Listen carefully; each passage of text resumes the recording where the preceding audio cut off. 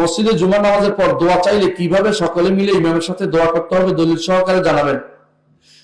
ইমামের সাথে সকলে মিলে একসাথে দোয়া করার জন্য মসজিদের পরে এইটা যে নির্ধারণ করছেন এটা কিন্তু বেদাত।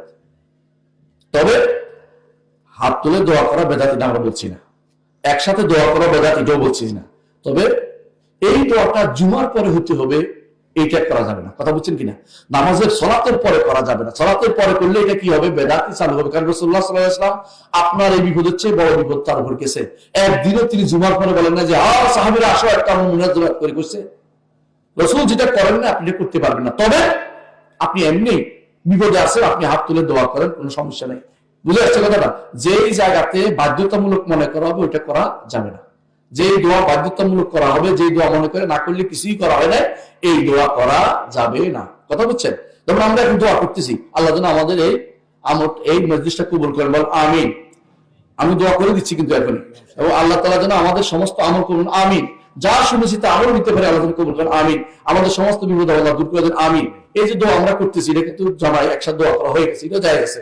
এখানে হাত তুললেও গুনাহ নাই, না তুললেও কোনো সমস্যা নাই। কিন্তু যদি করে আপনি বলেন যে এখানে দোয়া করে দিতে হবে ওয়াজের মাহফিলে, তাহলে এটা করা যাবে না, এটা আপনি বাধ্য করে দিচ্ছেন। এটা রাসূলুল্লাহ সাল্লাল্লাহু আলাইহি ওয়াসাল্লাম কোনদিন এই দিতে, রাসূলের কত সারা জীবন তো রাসূল মানুষকে ওয়াজ শোনাইছে, একদিনে তো বলেন না শেষ পর্যন্ত একটু দোয়া করে দিই, এটা কয়নি। কথা বুঝছেন কিনা? এই জন্য বাধ্য করা, নিয়ম করা যাবে না। দোয়া চাই এবং দোয়া করে দিবেন, আল্লাহ তাকে ক্ষমা করে দিন, দোয়া করছি। একেবারে এর মধ্যে কোথায়? একবার এর মধ্যে খুতবার মধ্যে আল্লাহ আমাদের যারা অসুস্থ তাদেরকে আপনি সুস্থ দান করুন। ওই যে সাধারণ মানুষ তো আমি বলি তো দোয়া আছে উন্নত, আরো বড় দোয়া হয়েছে, একেবারে সালাতের মধ্যে দোয়া হয়ে গেছে। আপনি বুঝছেন কিনা? কারণ এই দোয়াটা হচ্ছে একেবারে খাঁটি জায়গা। এই জন্য জুমার সালাতে যেহেতু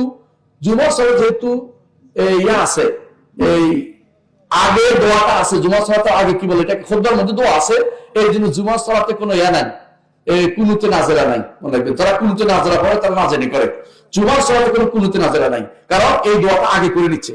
এই জন্য জুমার দিনে যদি কেউ আপনার কাছে দোয়া চায়, জুমার দিনে সালাতের আগে যে ইয়া আছে, খুতবা আছে, খুতবার সময় শেষের দিকে প্রচুর পরিমাণে তাদের জন্য দোয়া করে যাবেন, এটা জায়েজ আছে। রাসূলুল্লাহ সাল্লাল্লাহু আলাইহি ওয়াসাল্লাম দোয়া করছেন, রাষ্ট্রপ্রধানের জন্য দোয়া করা, অন্যদের দোয়া করা, সবার জন্য দোয়া করা, এটা বৈধতা এখানে আছে।